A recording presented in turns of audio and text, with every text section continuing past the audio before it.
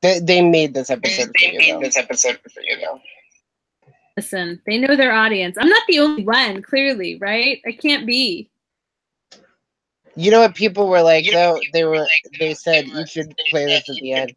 They said this is the first musical episode of Riverdale. Like there's gonna be one every year or something. I like this idea. I'm very intrigued. You know I am from the theater is my background. Your musical theater background? Yes, my musical theater background. The delay is back. I can hear me talking after I say something. Let me try. What can I try? What can I try? Hang on. Let me leave and come back. Okay. Oh, what, the room? No, I'll be just let's just start over. Let's get a different room. Let's do that. Maybe that'll be better. Bye.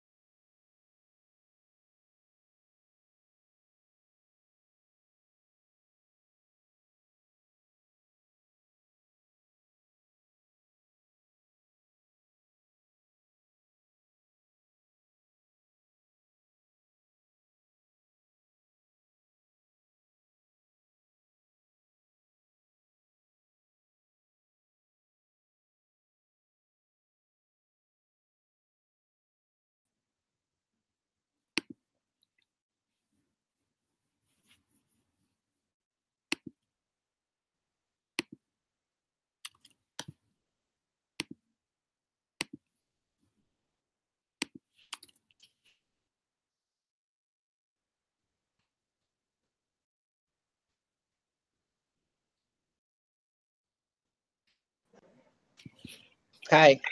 Hi. Oh no. Now I have a delay. Oh, really? Yeah. Hold on.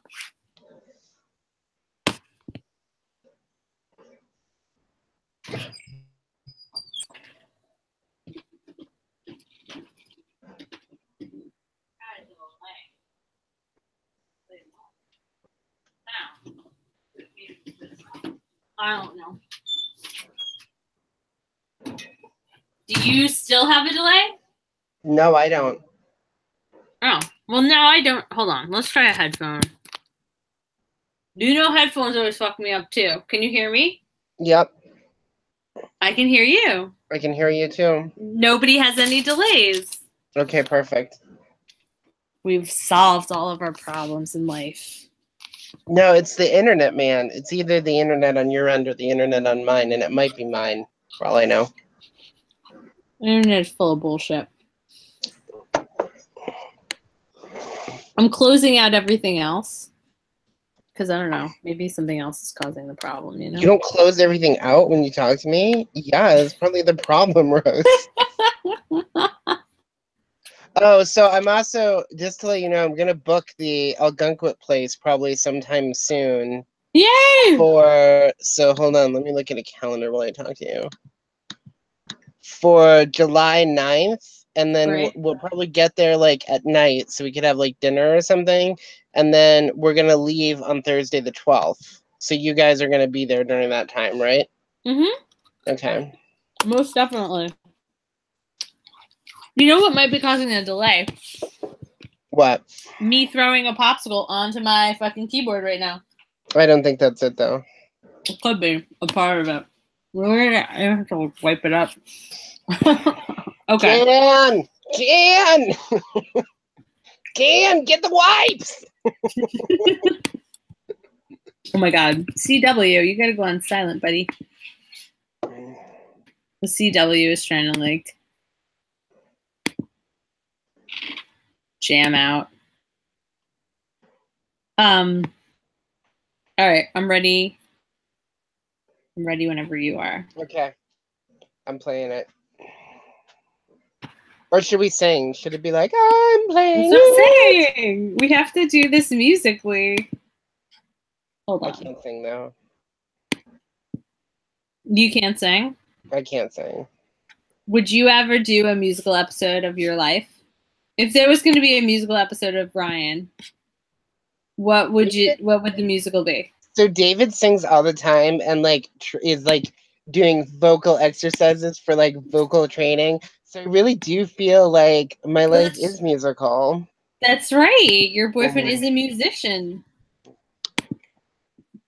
Excuse me. Well, that's so exciting. That's great. Mine would be, I don't know, something with kids in it. Well, so we should introduce ourselves, right? Yes. Sorry. Hi.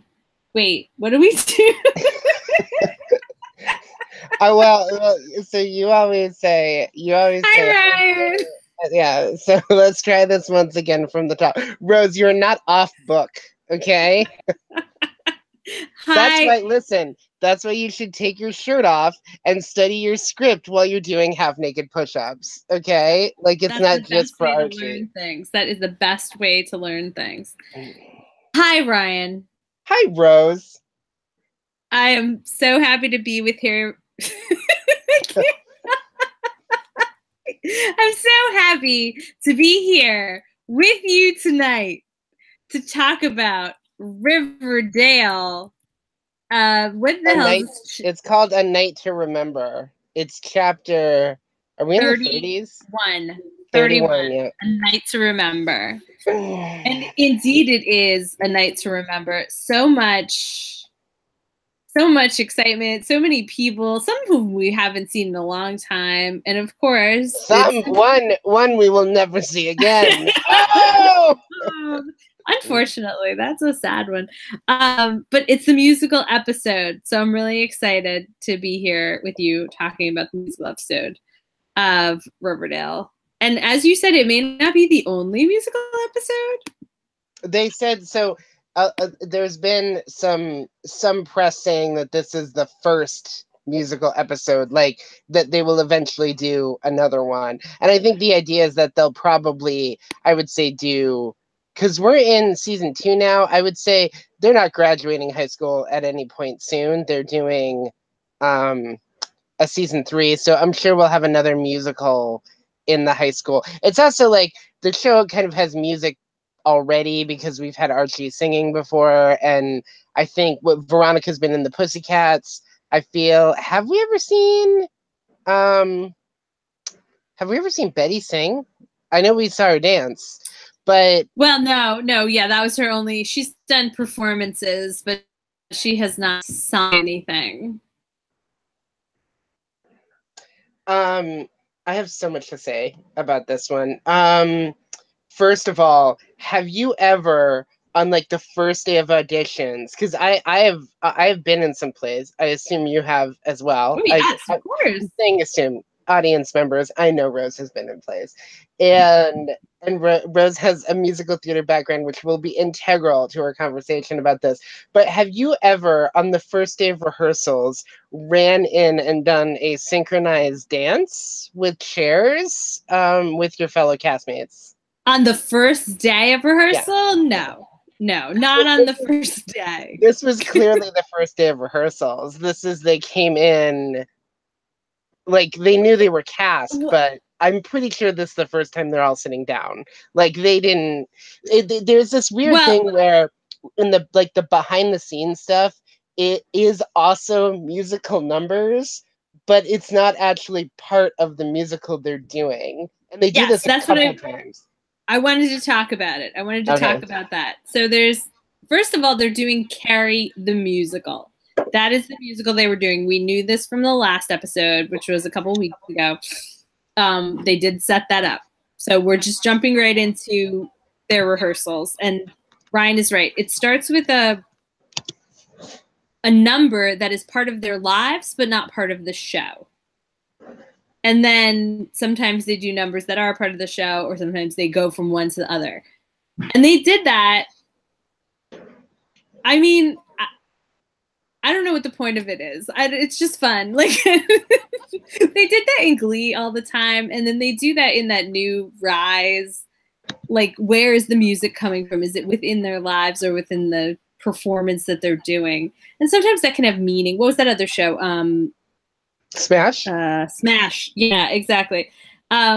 It There can is have a meaning. There's a very early music number where all of the people are out at a bowling alley, which I really liked in Smash, and it was like they were doing it like as a musical production, but it was supposed to be like everybody was hanging out and going bowling. People who were fans of Smash know what I'm talking about, but Smash was worth watching, and also had Win in the second season from Supergirl in a very early. Oh yeah, of course, of course.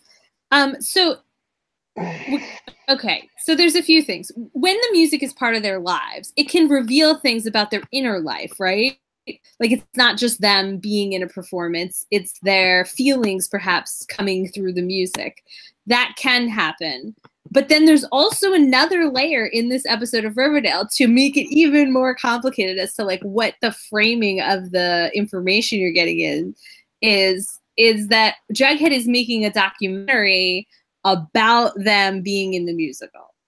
Which, okay, so Jughead is in this episode, sadly very little. And somebody, I think I saw on I think somebody Instagrammed or something, they said, I can't wait for you to see Cole Sprouse's singing voice, which apparently is a joke because I don't think he sings at all in this episode. That's I think correct.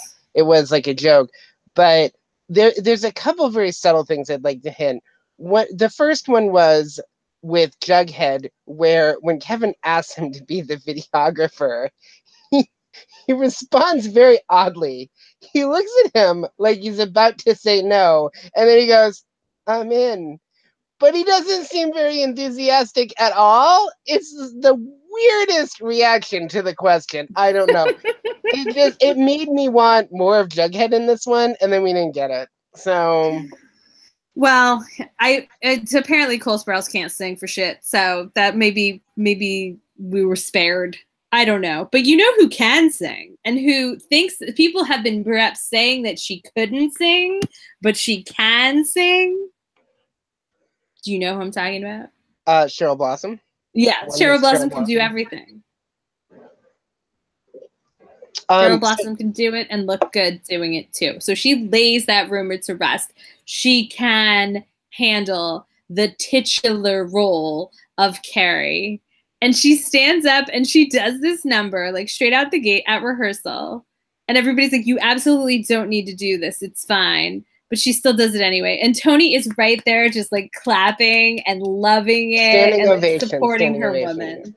Supporting her woman wholeheartedly. Not the first time Cheryl sings either, because when they're doing the group number where they eventually get to the rehearsal where they're doing their synchronized dance, Cheryl also sang as a cheerleader where the Vixens did a little dance number, which heavily featured Tony just loving Vixen's life. Yep. So. I did not like Tony's braids though.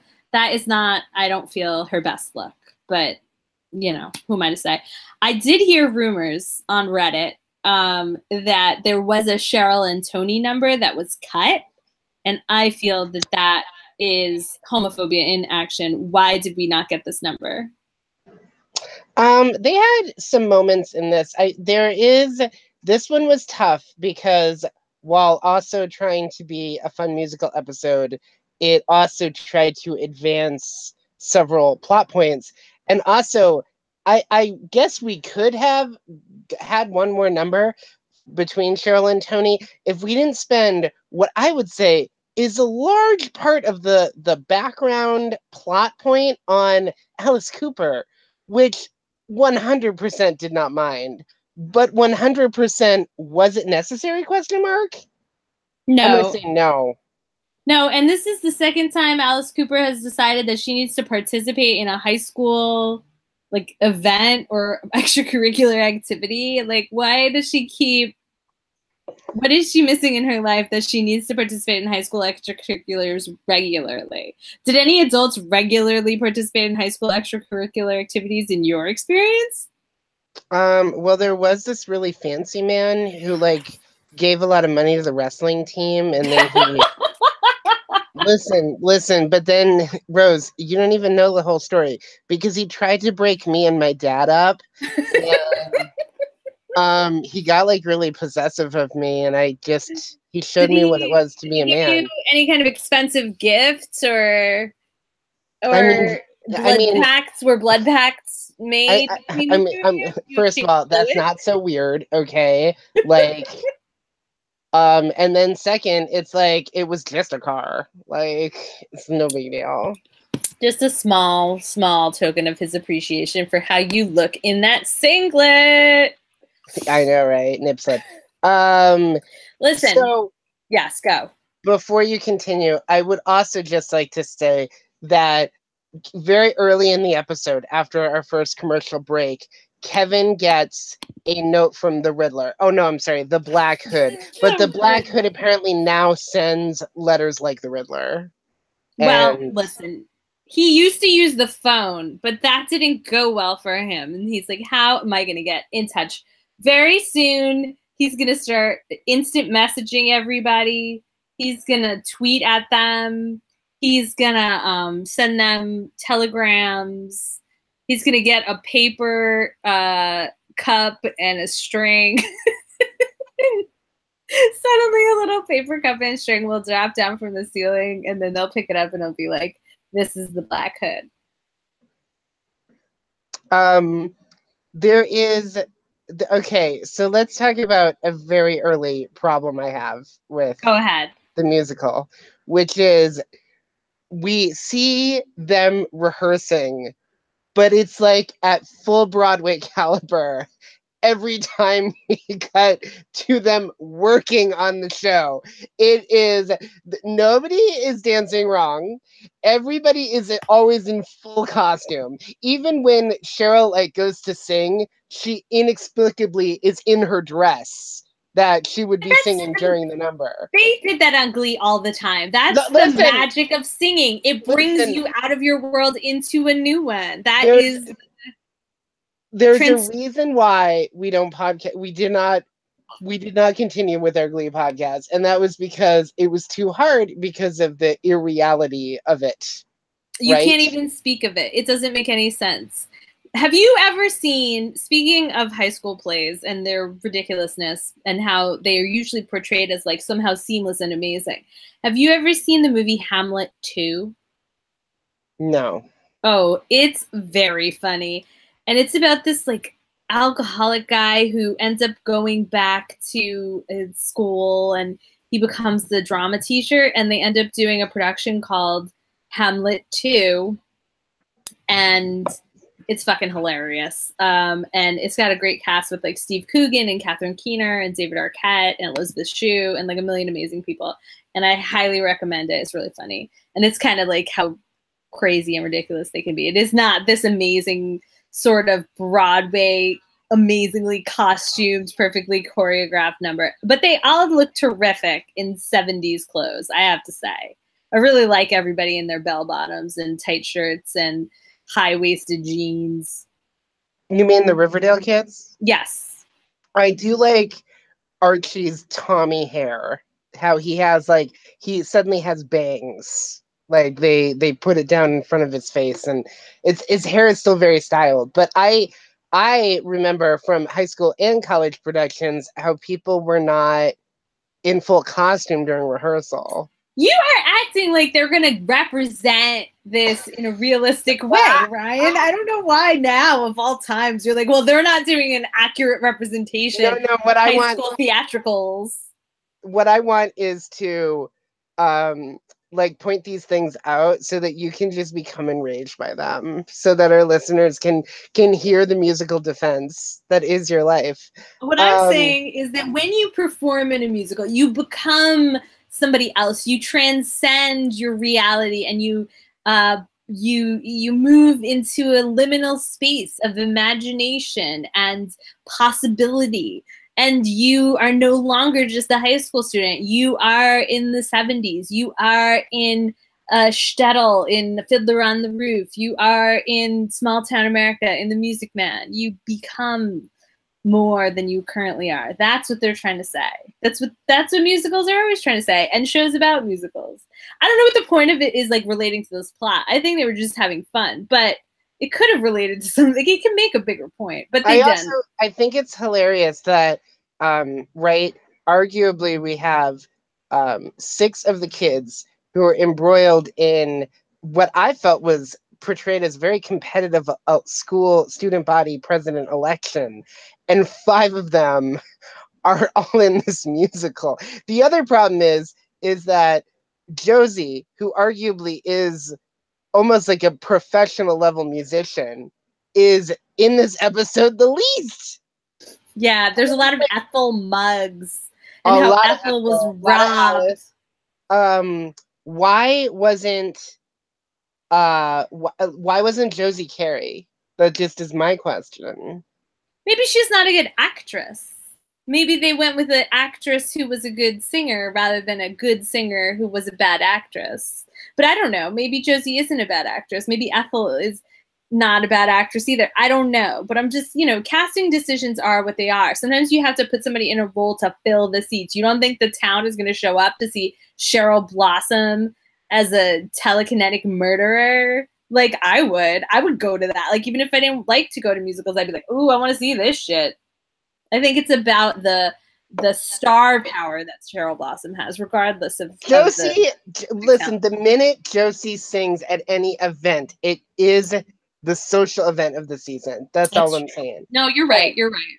But she's known for a different kind of. I don't know. I understand what you're saying. I didn't cast this musical. And then it is. I love how Fred tells Archie, "Oh, it's great you're getting back into music." When has Archie ever shown an aptitude for musical theater?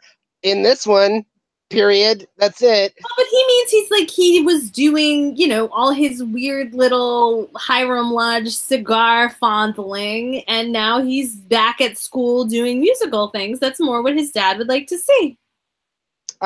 So I'm gonna say one thing that I liked. Really loved all the background stuff with Fangs being Kevin's gay assistant director, where he's just sort of following him around, but apparently super into musicals too. And this is the gayest we've ever seen Fangs, but he has almost no lines in this episode, which is great. He's the gay serpent who's in the background. Oh yeah, I know who Fangs is. I know who Fangs is. And but you liked him. You've always liked him. I still do. Yeah. I like him out of Serpent Gear. Yeah. Okay, let's talk about some real things here. Josie the theme of this episode is female reconciliation. I know what you're getting to, because not one group of ladies, but 2 groups of ladies make up in this one. And we get 2 of our favorite ladies who are in a committed relationship that we love. So why don't you take it? Because you're the lady here. So okay, I'm going to talk about a lady on ladies right now.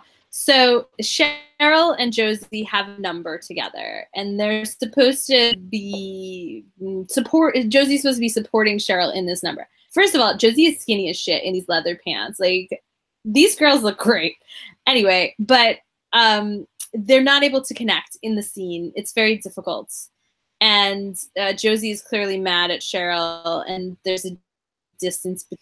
And then Cheryl's like, stop. And she just gives her a heartfelt apology, but it's very quick. And then Josie's like, okay. And they sing to each other in a romantical sort of way. And Cheryl just sort of seduces her with her voice. I don't know what to say. Not romantically, but back into a friendship. The music is part of the apology, obviously. Yes, exactly. And I think that Josie realizes, I think that an interesting thing that's happening now that sort of Cheryl's craziness is a little more out on the line, I think that people are like, oh, she cray. We have to accept her as a person who is somewhat unhinged. And her actions may be way out of bounds for what we would take from a normal person, but like Cheryl Blossom operates on her own plane, and her motivations aren't terrible, but her actions can really cross a boundary that is not comfortable. But they're accepting her at that level. I find it really weird. The forgiveness that happens to Cheryl in this by the people in the show is very bizarre to me, especially when I do want to spend some time. We're getting back to female reconciliation because it's the underlying plot of this episode, I feel, other than murder. But another weird thing that they do is Chuck is brought back in this episode in a way that was sort of similar to the 3-story episode where he has his sort of like little like third of an episode romance with Josie, where it's like, you know, Kate McKinnon as Justin Bieber, I'm good now. So he apparently was like the most awful person in the, what was it, the 3rd episode of the show, I want to say. And it'll be interesting to talk about Chuck during the hiatus when we go to all the season 1 episodes, which by the way, guys, we didn't do episode. No, we didn't. We took it easy on ourselves. Because we deserve a week off, Rose.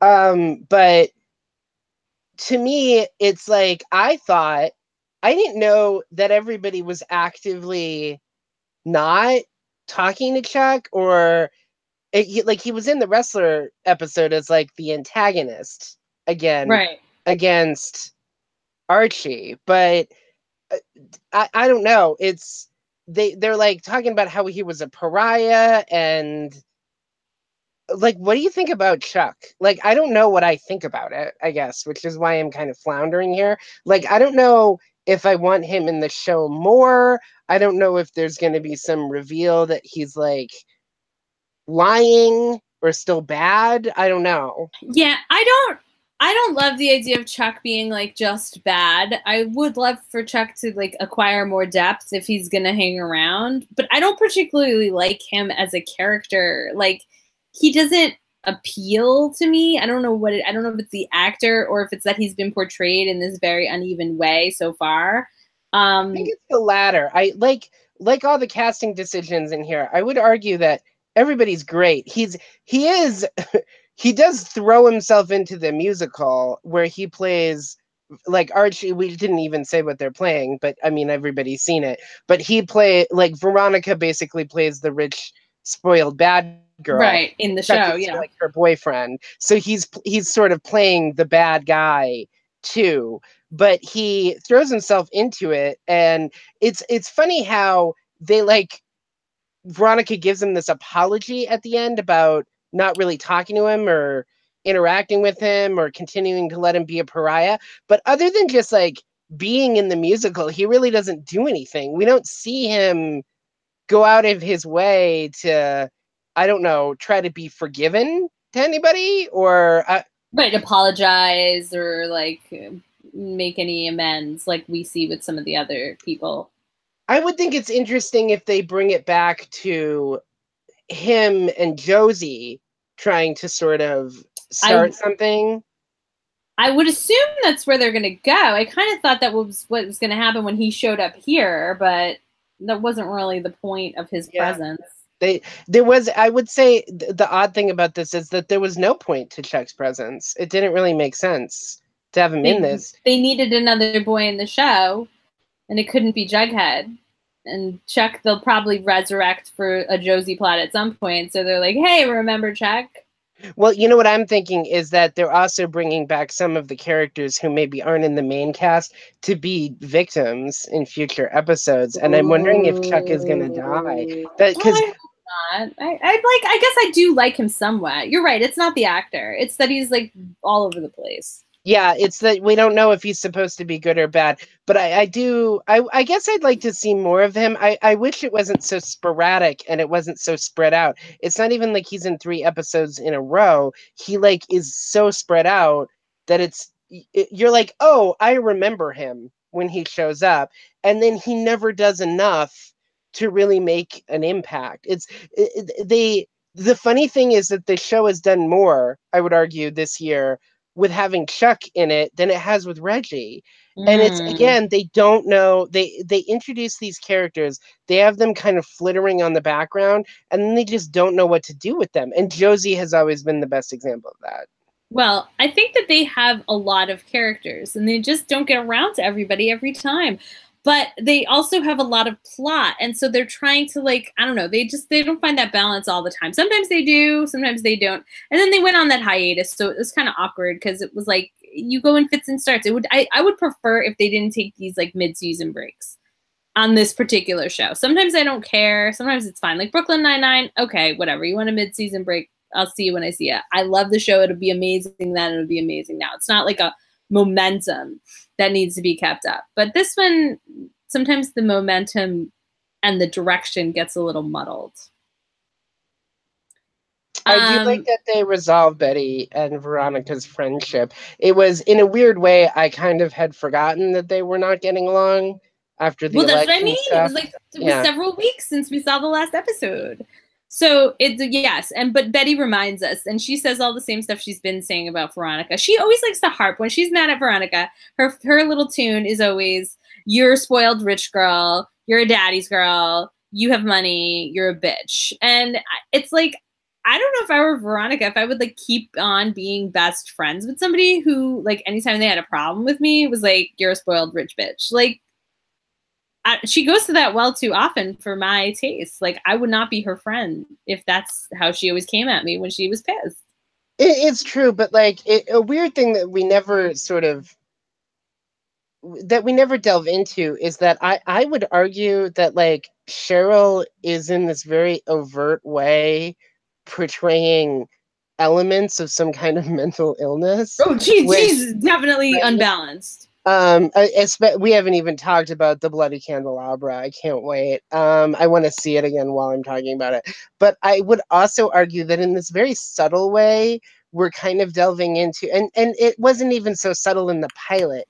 It was pretty explicit that like Betty had some form of unhingedness about her, that she repressed her feelings and that they sort of explode. And it is in this weird way that like, from Veronica's perspective, she's really trying to be a better person. That was her whole shtick when she came into the show, right? Was that she was mean and she was spoiled and she was trying to not be terrible to people. And it was this weird thing where she looked at Betty the first day and decided they were going to be best friends.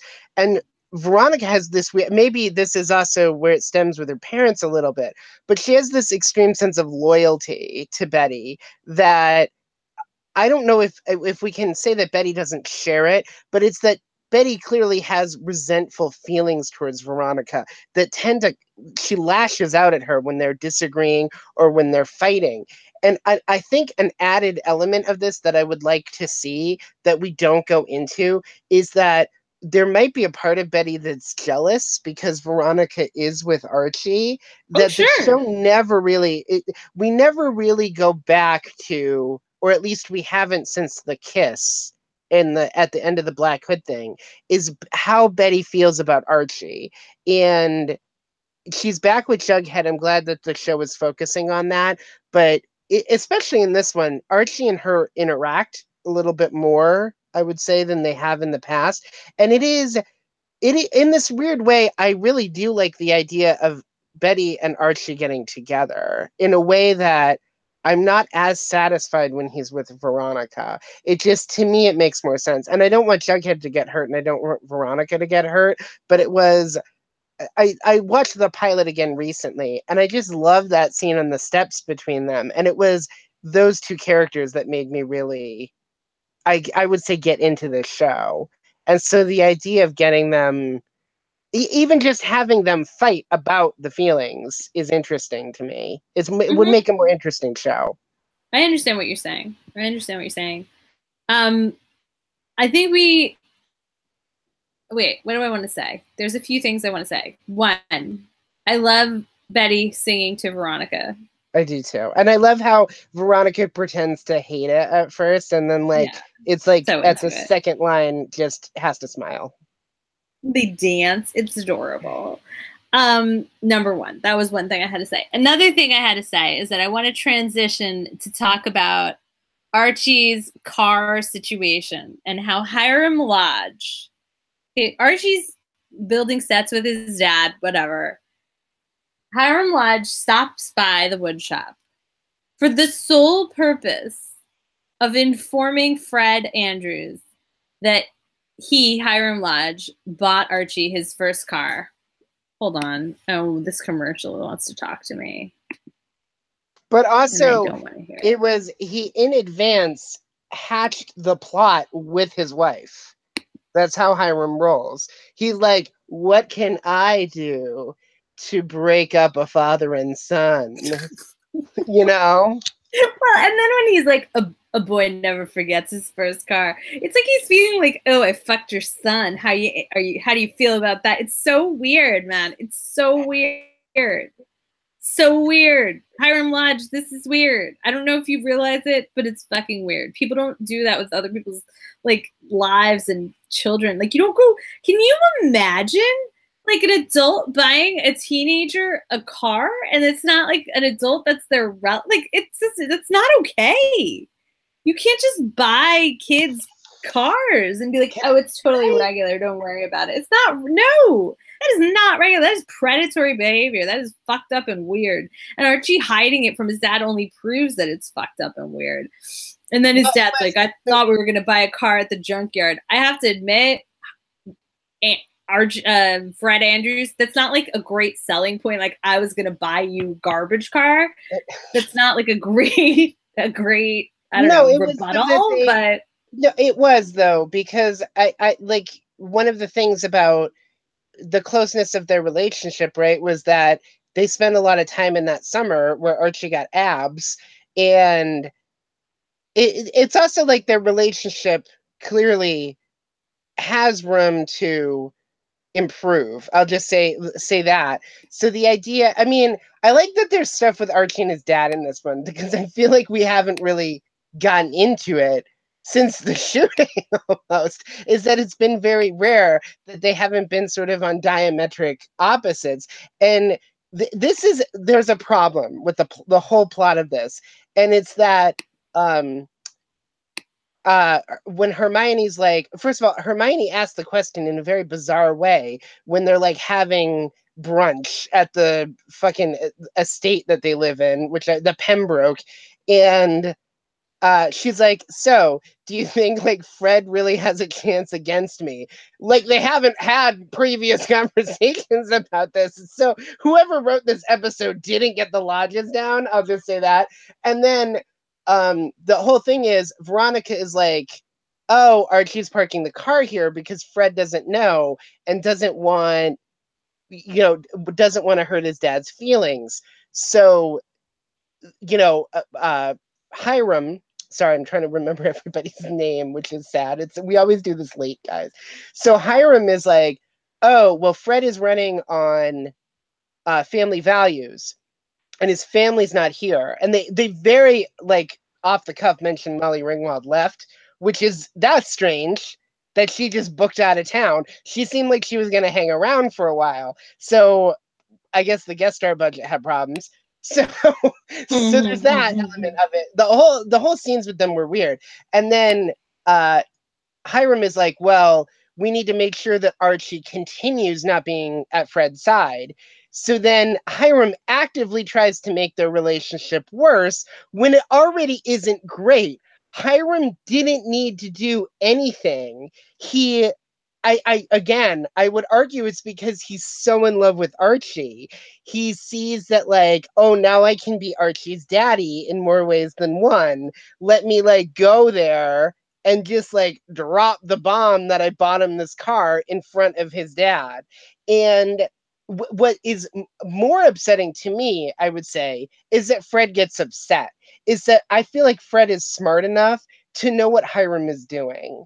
And it made me a little bit upset at Fred but I think at this point too, you can kind of forgive Fred to a certain extent because he's been pretty cool with Archie hanging out with Veronica and her parents.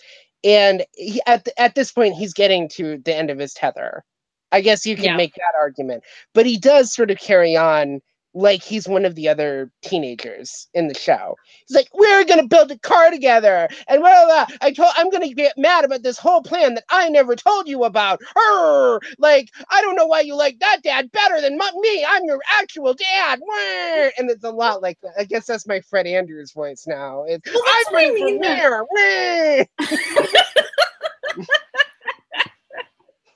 I just feel like, I don't know, if I were Fred and that were my kid and somebody gave him a car and we were spending all this time with this dude, I'd be like, what's up with you? Like, what's up with you and this guy? Like, what's the appeal? I don't know. Listen, I don't know what Archie doesn't realize is that his dad, Luke Perry, saw his dad explode in a car. And he was just screaming at the explosion. No! Guys, Beverly Hills 90210 call back. Watch that shit. It was really good. Turns out his dad wasn't dead, by the way. But he really thought he was dead. We thought he was dead for years. And it was very upsetting. So, like, Fred is trying to be a cool dad based on his previous TV life. And he just loses his cool in this one. And I support it. Guess who else is losing their cool on the parental side? Penelope Blossom. What a fucking surprise. Oh, I was going to go to Alice Cooper, but apparently none of the parents got their shit together in this one. But yeah, let's talk about Penelope, because she's only in this for 30 seconds and she certainly does damage. So yeah, she tells Cheryl that she's not allowed to be in the play. First of all, Kevin wants to recast Cheryl because he's gotten this note from the Black Hood. But then I'm not leaving. And then Penelope swans in and is like, well, you need parental approval to participate in this play. And I'm like, no, you don't. That's not a thing, but okay. But she will not give her approval for Cheryl to be in the musical because she doesn't like the idea of Cheryl playing a matricidal maniac. And so Cheryl's not allowed to be in the play. Everybody's this week. And Cheryl is very upset. Tony runs to her side, literally runs to her side. And right then when that happens, Josie has a little moment like, oh, I was the one who ran to her side. But no more, Josie. You didn't want to have sex.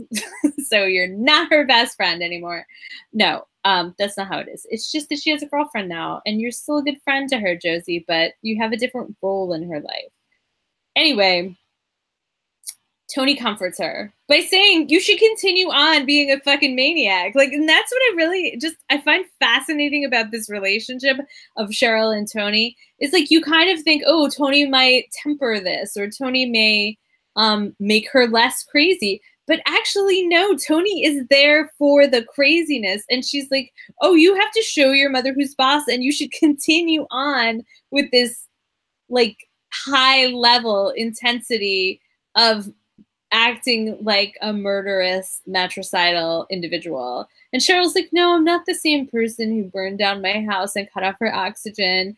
And Tony's like, sure you are. And she like encourages her in her fucking maniacal ways. And I find it weirdly touching, but I don't know what those two are going to get up to next. I am concerned. I think it's nice to see in a teenage show, especially with actresses so young. And maybe it's the idea that there's so much of this, like, maybe this is a little bit my problem with Veronica and Archie. And not that I don't like watching them and I like them. But increasingly, I'm hoping the show breaks them up. I should just say that. And I'm hoping it goes in that direction because to me, I just think that Archie, Veronica's involvement with Archie has always been about making him her boyfriend, about changing elements of who he is. And it is a little bit like that. She likes who he is to a certain extent, but it is like she wants him to get along with her dad, to, you know, be her protector, to take on all this stuff that he wasn't doing before. I feel like he was very wholesome and very sort of dumb when he met her. And not that he's still not dumb. I mean, he's like, definitely still dumb, Ryan. He is definitely still dumb. Yelling at mobsters is super dumb. I'll say that. But he's had to compromise a lot of who he is in this weird way. And it's refreshing to see that Tony's not like, you need to be more chill, you need to be less crazy. She's like, you need to be who you are. And like, your mom coming here and giving you shit is not something that Cheryl Blossom takes and shuts up and rolls over for. And it is this weird thing where you get the sense that like Tony wanted to know Cheryl for a while and like saw what her sort of crazy avenue was. Yeah. And she's just 100% down for it. No, and you're right.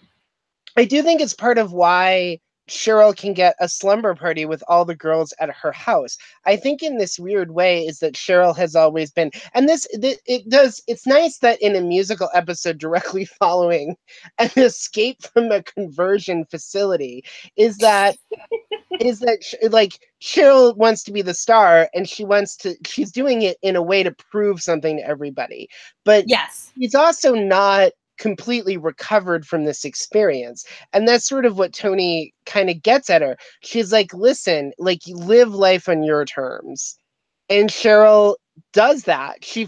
And part of it is Cheryl is not stable. Maybe it's not healthy to encourage her to be who she is, but I do like genuinely that it's not like, I want you to be something different. I want you to get along with your mom. You know what? Tony is actually quite good at this, because the fact of the matter is Cheryl is a product of a lot of trauma, right? That's known. It's already established in this show that her parents have sort of emotionally, at least her mother has emotionally abused her. That's definitely something that we've seen. So Tony's just going to meet her where she is. You're right. She's not asking her to change. She's like, let's work through this through the tools that you have. And the tools that Cheryl has are like super drama and manipulation. And she's like, let's use your tools to get you comfortable, to get you free of that. And then maybe they could work on adding to the toolbox things like talking about your feelings, or maybe not manipulating people into getting your way. But Tony's just like, you're right. She's there for Cheryl, and she did know her before they got together. She was interested in her before they got together. That's why she even reached out to her. She liked what she saw. So good for you, Tony. I love that Tony. I don't know. I just love it. I love it. It says a lot about Tony and maybe like who in her life and what she's up for. So I'm excited for them to maybe get into some weird shit together. I have to hang on 1 second. I have to plug in my computer. Hold on. Let's not run out of juice. And I'm gonna get another wine. Do you mind? No. Okay, hang in there.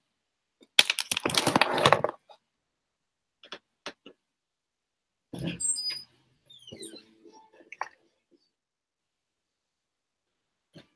there more wine?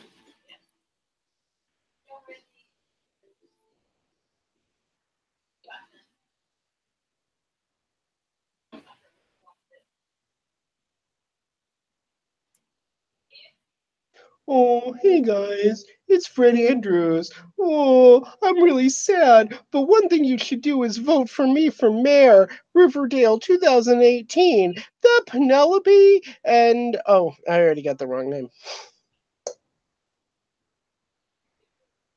Hermione. Hermione and Penelope are very similar.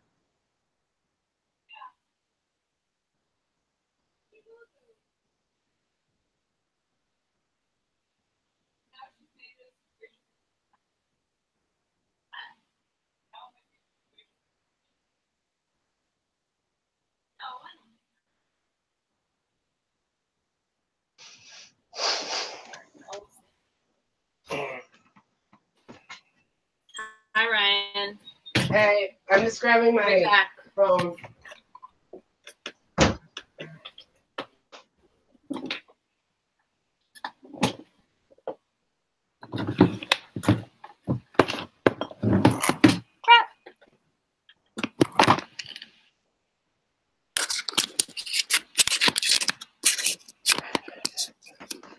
Okay.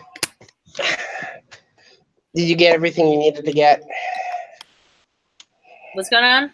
I said, did you get everything you needed to get? I did. Got my charger, got my wine.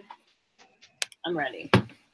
I tried to do a Fred Andrews campaign commercial, but then I forgot Hermione's name and said Penelope instead. Well, so it didn't go very well.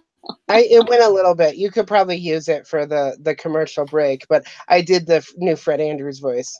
The whiny.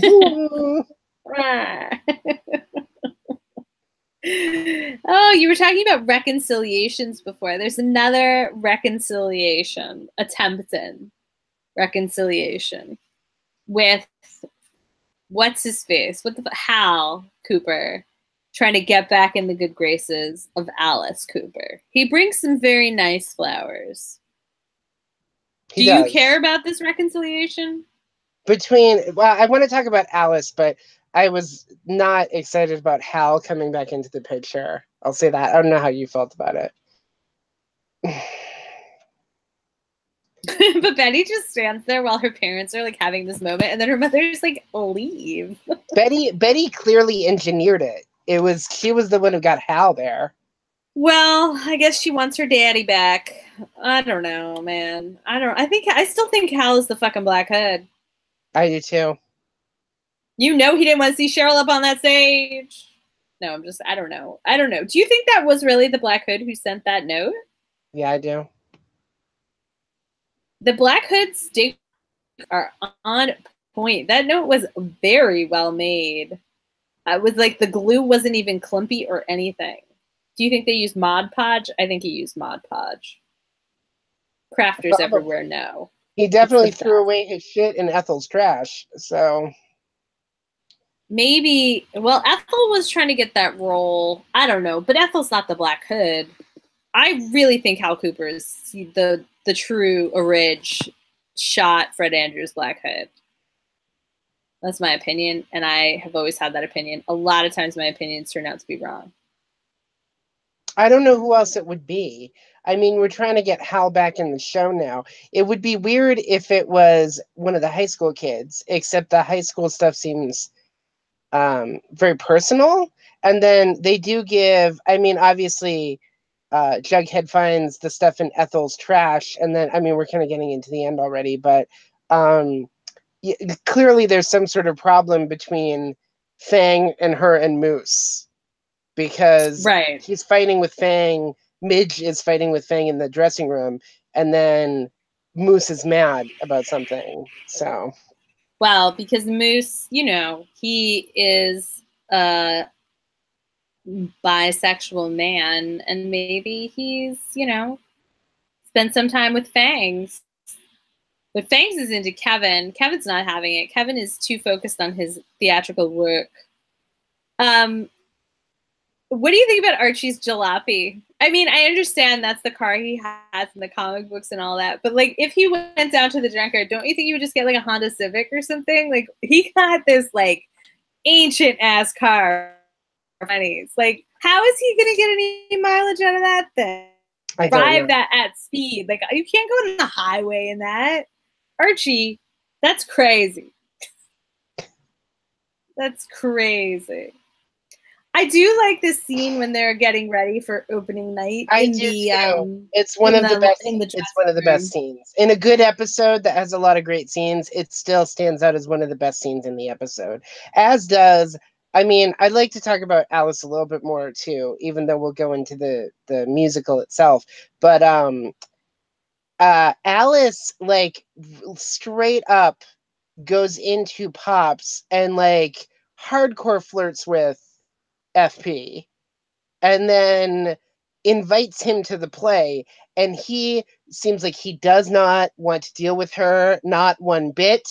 And then I knew it was going to happen. He shows up, and he is so earnest in being there for her, and then sees her with Hal and looks so destroyed in like a half a second clip of just them seeing that thing. I like that part of it too. It's that they've been doing this very weird slow burn with Alice and FP so that something pays off, and I like it. I like that they're devoting a little bit of time to it. And yeah, it just takes a minute every time, but it's deep between them, whatever it is. It's deep. And I feel like it's like this has happened to him before.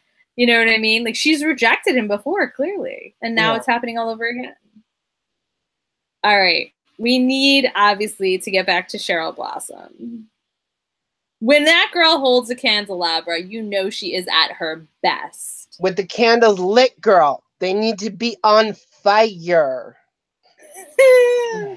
She walks up to her ancestral home in her Carrie outfit, which is amazing for her boobs. And she douses herself in blood, quote unquote, and advances on her mother with a candelabra lit in her hands to read her the right act, especially relating to Nana Rose. And as a Rose, I appreciate that. Do you know what Penelope calls her? What? A nightmare child. She is scary. She is scary. But I love this. This is like... It is great. It's great on so many levels. It's everything we want from Cheryl. It's why Cheryl's my favorite. She does say, this is the blood of Jason. This is the blood of my father. And just creepy. No, she does. She does. And she says, you and Uncle Claudius are pig people, and you should live among the pigs. And she tells her mother to leave the house, and she tells her mother that she wants to be emancipated and live there with Nana Rose. Now, I have two things to say. One, I love how this is what I'm saying. You got to meet, like Tony meeting Cheryl where she is and saying, use what you have to get what you want. Whether you are crazy or not, we can deal with tomorrow. Is amazing because of her, like, by playing on her unhinged personality, Cheryl is able to scare her mother, clearly, and try to advance her independence from her mother. So I really like that. Use what you've got to get what you want. Number two, this is a fan fiction I read where Cheryl does exactly this. Kicks her mother out, gets emancipated, Tony moves in, and they live happily ever after. And I love it. And I cannot believe it actually is beginning to come true on TV. I cannot believe. Like, we're living in a crazy land where the shit that I love is really what's actually happening. This is amazing. Hold on. The commercial wants me to talk to it, but I don't want to hear this commercial. Nobody wants to hear you, Dev, commercial. I don't know. I can't believe it. I really fucking read that fan fiction. I'm going to find it. I'm going to post it. Why do in the back of the things, do people have dressing rooms? You mean backstage? Backstage. Yeah, no, that's not a real high school thing. That's not a real high school thing. No, you got to change in the bathroom or in that one classroom that's been repurposed for the evening. You do not get to change in a straight up dressing room. It's always the bathrooms. You could come in your costume. Oh my God, there was this very controversial thing in when I was in college. We did the Crucible one year. I'm sorry, I have to go on a side right now. Yeah, but, please. They used makeup to make this girl she wasn't entirely white, but she did makeup because she was playing Tituba to look darker. No, you did not go in a play. There's somebody who was in blackface. You were not in a play with somebody in blackface. So it wasn't in blackface. She just used like dark makeup to so when she was lit, she looked like not full on. She looked less white than white. That's what blackface is. I mean, I know it's not like blackface like from the minstrel show times, but this is obviously too far in that direction. So my best friend was dating a black man at the time who came to the show, and it was the whole reason I did the lights. I wasn't even in the production, but he flipped out about it, and then she ended up going on. I think she did it the first night with the makeup, and he came the second night, and then we didn't use they didn't use me. I say we. I wasn't part of any makeup decision or discussion even, but they ended up like, I think it was like before it started, he saw the makeup and then was like, you know, what the fuck is that? So, you're in a fucking don't just question. Was there no person of color that could have played the one person of there was not. Right. And then I believe sadly he was the only person of color who saw the show, which I think added to. Well, you know what? I feel like he probably told the other people of color not to get to.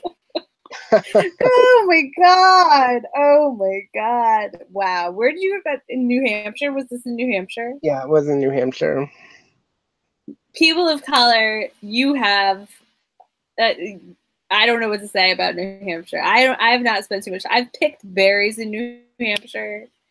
Fine, no blackface. I'm just gonna say, I came a long way from where I was from. And listen, you left on purpose and learned things on the wall. I moved back to New Hampshire. I mean, like I'm living in Massachusetts right now, and I would just say that's a long way from New Hampshire. It's not, though. I would just say that it's. I feel like in a local college production, something like this might happen again. You know what I'm saying? So the internet will get on it. Don't worry. Look, the internet will be watching New Hampshire. So stay on your game. Do not use blackface or anything like it, even trying to approach it. Just try and find a person of color to cast in your play. That's all. Or don't.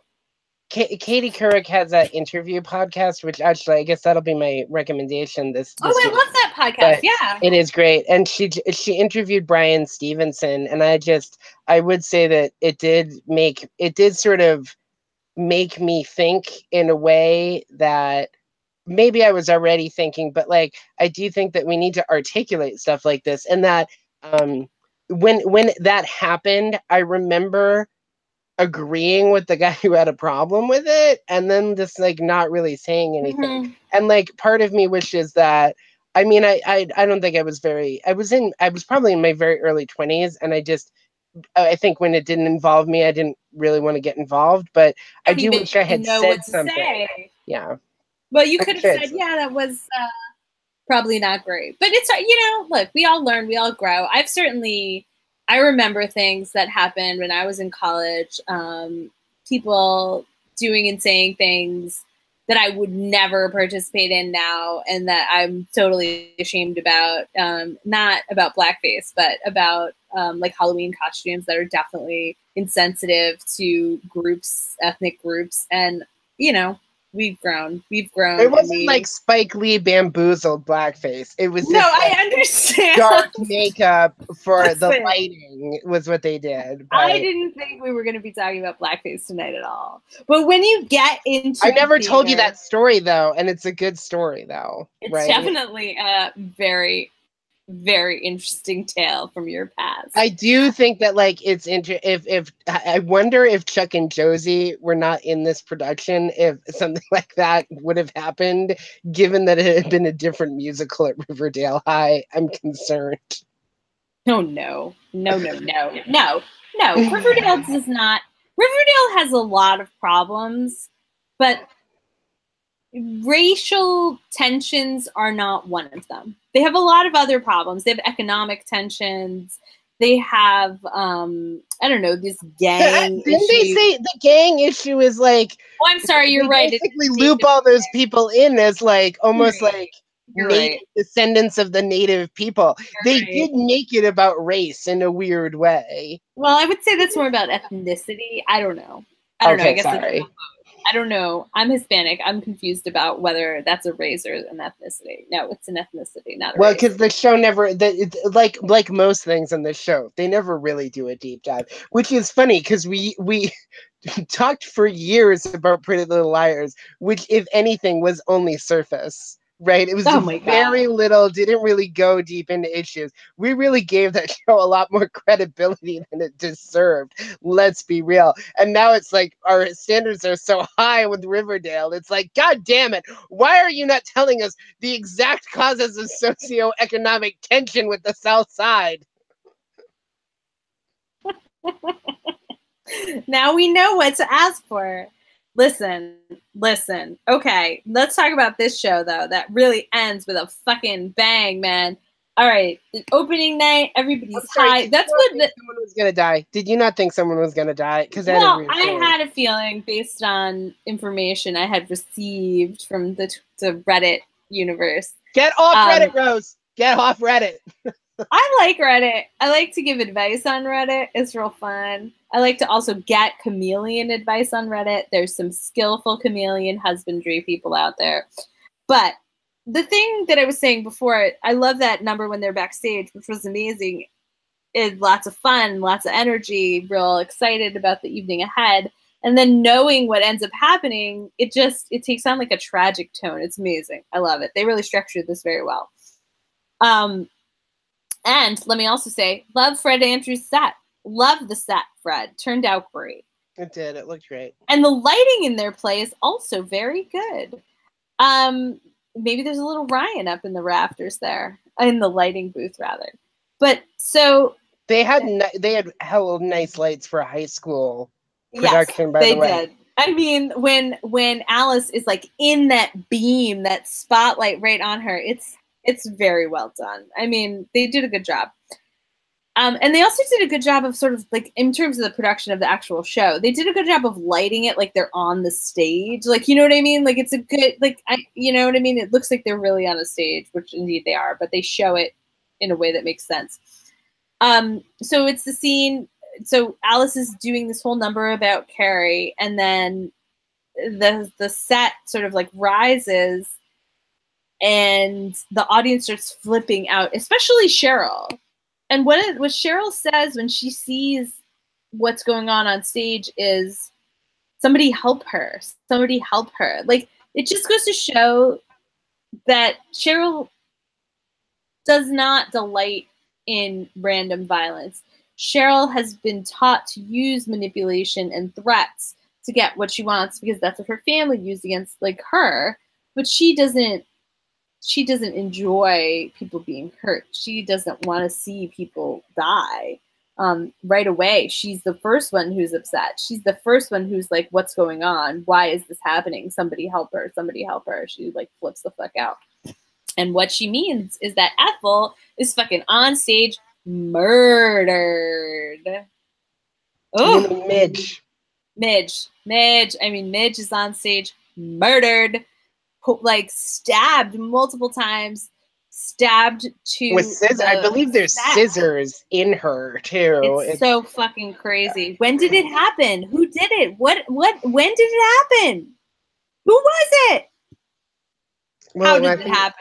I think we're gonna unpack that in the next couple episodes, man. Also, just in one of the promos, they showed Nikki St. Clair comes back and is talking to Veronica at Pops. So he's back in the mix for Nikki St. Clair, and I hope fucking Tony punches him in the face sometime. That'd be great. But I would also like to just say, other than Hal, my one other Black Hood suspect, I only have one other one, is Clifford. I suppose it could be Clifford. Because Penelope does not know where he is in this one, but I would say on the it's Hal's side of things, Hal was also at the musical already. Yes. So if he is the killer. But I would say I would love to understand the motivation behind killing Midge, because if you remember, the Black Hood targeted Midge before, right? Yep. And then finishing the job. What is it about Midge? Midge, is this just she's too comfortable with her boyfriend's bisexuality? Is that a problem for the fucking Black Hood? I don't think so. Man, it sucks, man. She's a kid and she's dead. That sucks. Not to mention now everybody's upset. Everybody had to witness a murder. There's a funeral scene in the next one where everybody looks pretty upset, so. It's fucking crazy. There was this is a very ripped from the headline show. There was a high school production, I believe, of Sweeney Todd, maybe, where somebody actually they didn't get killed, but they were severely injured by a blade, where they were supposed to use like a pretend blade, and then they actually slashed people's throat with a real blade by accident. I mean, it seems like it was genuine. But in Sweeney Todd, like they like stand there and slit people's throats, and it was supposed to be pretend, but it was real, and people got really hurt, and their fucking like arteries were cut, and I'm sure it was very upsetting for everybody involved. But I think that, I don't know. And what's weird about the Sweeney Todd one is that it was 2 kids who ended up getting hurt by it. But after the first one, I don't understand. Anyway, I don't recall any such injuries or blackface or murders happening during my time on stage. Well, I'm sorry that life was not exciting for you.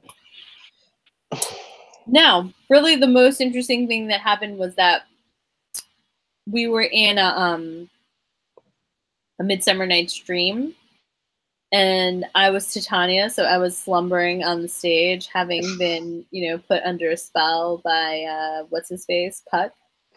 And then it was the point in the play where Puck is supposed to come and then take the stuff off of us, and like we're supposed to wake up, and I'm supposed to realize that I like fucked a donkey, which is a great thing to have in a high school play. But the kid who played Puck just like didn't show up to the like scene. He just wasn't there, and we're all just like, what we gonna do? And it was like Shakespeare, so you can't make up, like, you know what I mean? The guy who was Oberon was just like there soliloquizing, but it's kind of hard to make up like Shakespeare on the spot. So he did his best. And then somebody was like, oh, he's like, Puck was like in the fucking cafeteria just like talking to a girl or some shit like that. You know what I mean? It's like, come on, dude. You have one job. Can you just like be in this play for 20 minutes? It was very annoying. I'm still pissed about it, obviously. That guy's still an actor too, though. I hope he has learned to show up instead of talk to girls on the side. Anyway, that's the most interesting thing that happened, as far as I can recall, during my time on the stage. I do like that the Betty and Veronica dance in unison, and then all the boys have their little boy moment in that little number. That was cute. So now that we're at the end, now that Midge has tragically died from murder, yes, go ahead. Was it a Betty episode or a Veronica episode for you? Ooh, no, hard, right? Ooh. I know my as a episode, but that goes without saying. I am going to go Betty. She said what she thought. She had an amazing 70s hairstyle. And some of the stuff she wanted to happen happened. I'm giving it to Veronica this week. We're on opposite sides. Again. And that is because we often are on opposite sides, and it's these opposites. I'm more Betty. It's so when because I did like both of them this episode. It was tough, but it was really obviously I would say, I'm trying to think of her name in real life, but the actress who played Veronica was built to be in a musical production. I'm just going to say that because she murdered the numbers she was in. She was great. She did. Like, first of all, we didn't say this. All of them had fun doing this. Like in a joy, like a way that was so translated off the screen. They clearly, like, it was even the supporting people who got to sing for 5 seconds, loved every minute of it. And it was clearly like the kids have, if not a musical theater background, an aptitude for wanting to do a musical. So that translated. That's why I think they'll do something like this again at some point. But I'll also say that Veronica just great. She stole everything. Her name is Camilla Mendez. Camilla. I was gonna, because her Instagram name is like Camandes or something, and so that's what I was gonna say her name was, and I'm like, I know that's not her name, but she was great, and and there's well, no, like her Instagram name is like, I think like a fusion of the stuff. So, but I loved her. I could watch her be Carrie, I think, and would love it. So also we should mention this is a real musical. I looked it up. So yeah, definitely. I hope they do another weird ass musical next year. I would love it if they would do a limited like city tour of like them just really doing this musical, because technically they never really got to do it. A lot of money for that. I would pay a lot of money for that. Yeah, no, I would love to just see them do the musical. That's accurate. That's true. Right. I am really bummed about the death of Midge. I like that actress a lot. She didn't really do that much on this show, but she was fun. Like she was fun. I would have loved to see more of her. So R.I.P. Midge. Good luck. And fucking poor Moose. What a shitty year he's having. Shot at. Fucking girlfriend dead. It's too much. Maybe Kevin will just make it better. I don't know. Fangs is trying. I also shout out to that rainbow shirt that Tony got to wear in the production. Yep. And other shout out, Tony didn't quit when Cheryl couldn't be in the show. That's true. She could have been like, I'm just going to not be in this. But she was like, I'm enjoying being in this production. Shout out to Cheryl for getting cut from the show and going to the show. That was great. Of course, sitting next to the director, 100%. Because she didn't get cut because she wasn't good. She got cut because her mom's a fucking bitch. And I love how she took care of her mother's like menacing before the show. So she was like, look, I'm going to go to your house. I'm going to menace you with blood all over me. I'm going to tell you I want to be emancipated. Then I'm going to shower. Then I'm going to change. I'm going to get ready, go to the show. And then probably take out Tony after, get some fries, bring her flowers. Scream to help the murdered girl. It's going to be great. Scream to help the murdered girl. Yeah, I mean, obviously Cheryl was going to throw the after party at the house. That's why she had to get her mom the fuck out of there. Cheryl with her own house is something that I cannot wait to see. And I do truly think if she becomes emancipated and she has her own house, Tony probably will go live with her. You know, if she was emancipated, though, she doesn't need to be emancipated if she's living with her grandma. I'm just going to say that. No, but she does need to be emancipated because she needs her money. Yeah. That's why she needs to be emancipated. It's for her dollars. And her grandma she's going to take care of her grandma. Cheryl, we didn't talk a lot about Alice Cooper's scream when she saw Midge. That was great. 80s horror movie crap. I loved it. Yeah. Don't go in high school productions when you're not in high school. Why did they have to have her in the play? She didn't need to be in it. High school productions have children play adults all the time. There's no reason for Alice to be in this show. Alice just loves to get in high school extracurriculars. Next, she's going to be on the fucking boys volleyball team. And crushing it. As always. Oh my God. It was great. It was a great episode. Love this. Riverdale, you know how to reel everybody back in. I'm going to give you that. Yeah, it does. I didn't even wait. I've been watching it on Friday before we podcast. And then it was like on Thursday, I was like, okay, they're doing a musical. I have to watch it. And then David was cooking in the next room and he came in and he was like, are they still singing? Like, he's a musician. Yeah. He should love this shit. Come he does on, not like David. musicals. He's not a musical fan. So okay, first of all, David, and this is a special message just for David. Okay, everybody else, I'll lower the volume. David, turn it up. Musicals are not one thing. When we're in Maine this summer, we're just gonna make him listen to musicals. That's like every time he comes in the room, what are you watching? Oh, Gypsy. Defying gravity. I'm gonna make him listen to the worst musicals. No, I like Wicked. It grew on me. But musicals are not one thing. Musicals can be anything. Clearly, they can be horror, as we saw in this show. There's comedy musicals. There's romance musicals. There's political musicals. There's all kinds of musicals. There's detective musicals. David, you don't know everything about musicals. There's all different styles of music, rock music, jazz musicals, fucking obviously musical theater type musicals, like standards. There's all kinds of musicals. There's all kinds of musicals. They're not. It's like saying I don't like fiction. It's not one thing. David hates reading. I feel like I'm describing him like the Sarge from Brooklyn Nine-Nine. The Sarge loves books. Terry doesn't hate reading though because he loves those sci-fi novels. He loves those books, man. Terry loves reading. He wrote books. What are you talking about? Terry loves Nine-Nine.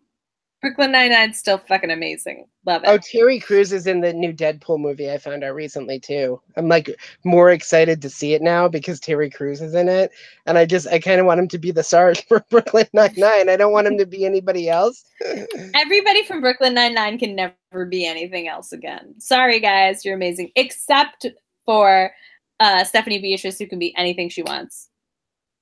That's my opinion. Well, she's great. Anyway, she's terrific.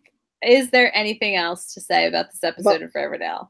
No, I don't think. I think we could talk about it for another 3 hours, but no. It was very entertaining. Chick came at the end. Remember Chick came? I guess he could be the Black Hood too. He could have murdered Midge. But he's only there to say that. Remember he was backstage? 100%. Yeah. Yes, but that's why he's not the Black Hood. That's why fucking Hal is the Black Hood. The joke's on Betty. Joke's on you, Betty. I think Betty's the Black Hood back into your house. Betty's probably going to think Chick is the Black Hood. That's going to happen at some point. Right, but it's not. It's your own fucking dad. You're on the phone with him all the time. Whoa, why are you being mean to Hal? Because he's the Black Hood. Well, when I'm married, there'll be no Black Hoods.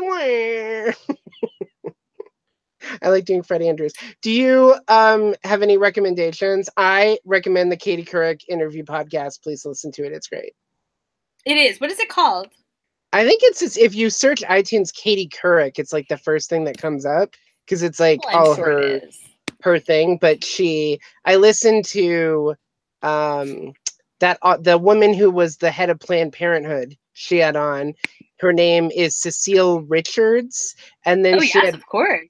She had Brian Stevenson on after that, who's like he started a nonprofit that is doing, I think they're doing like a museum or at least an exhibit that talks about like lynchings that happened in history. And it has a lot to do with her National Geographic series, which is airing right now, which I have not watched the first episode, but it's all about removing Confederate. I shouldn't say it's about removing them, but it's about the Confederate monuments that are up in the United States and why there's controversy over removing them. I should say that. A very interesting topic. You're right. The podcast is just called Katie Couric, which is bold Katie Couric. I love that. Like, she didn't find a cutesy name. She didn't say Katie Couric interviews people. She's like, this is called Katie Couric again. Yeah, you know you're here for it. Plus, it is a good podcast. She also has a co-host, which is the best part.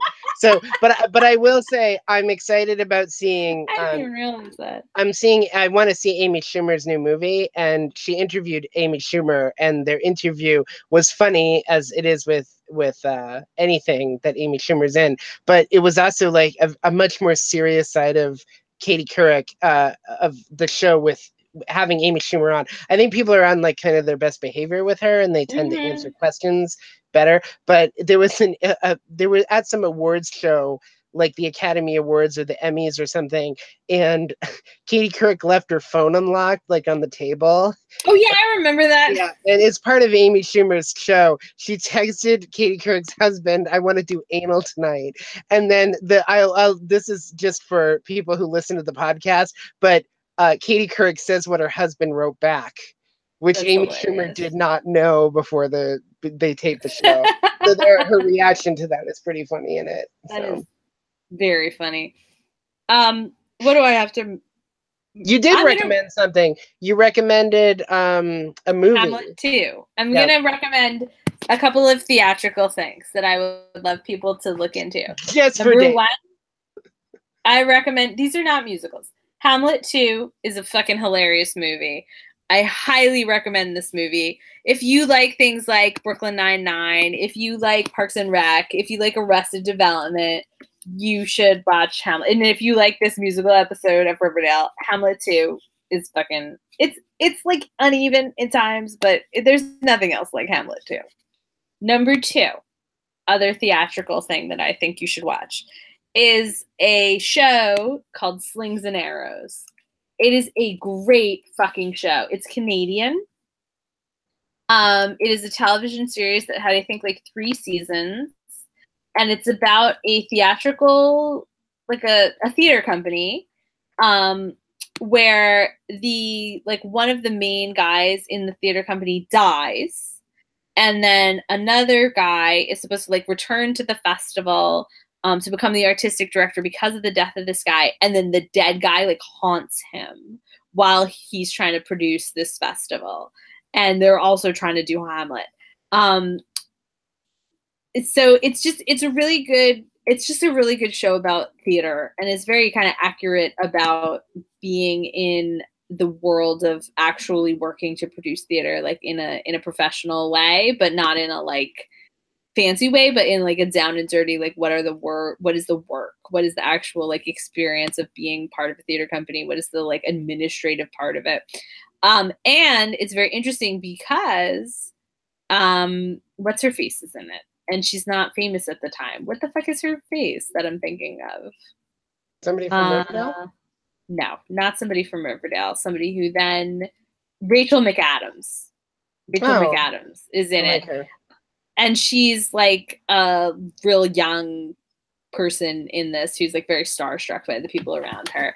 But it's a great show, and I think it's on YouTube right now. I think you can probably catch it for the moment. So check out Slings and Arrows if you like theatrical things. It's really it's just a great show about theater. Highly recommend. That's what I'm doing right now. I'm recommending it. Yes, it is currently on YouTube. But it probably won't be anymore. Anyway, that's what I'm saying this week. Theater things. Get into it. Yep. Well, as always, Rose, it was excellent talking about this. Yes, and before we go, let's just say that people should rate and review this podcast. People should follow us on Twitter at Pretty Recaps, and we should see Riverdale for what it is, a true masterpiece of the theater. All right. Ryan, it's always fun to hang out. Come to New York and hang out with me in real life. I'm gonna do it, and then what will always happen? We'll do a podcast without there. What? Like the days. Okay. Are you coming to FlameCon? I was looking at tickets, and I might. It's very likely I'll do it this year. I would like to go. I'm gonna get my tickets. I think you should go. I'm really bummed because like literally one of my favorite creators is like, oh, I did like signed up too late and I can't go. So I'm upset about that. But I still am gonna go. Okay. It was fun. It was a good time. Lots of good merch to get into, and lots of weirdos and everything like that. So we would fit right in. And you can buy wine there. That's important. It was at a hotel last time. It's not at the same place, so I don't know. I don't know if you can buy wine there, but I'll bring it. We'll advocate. Exactly. Oh my God, you disappeared. Bye, Ryan.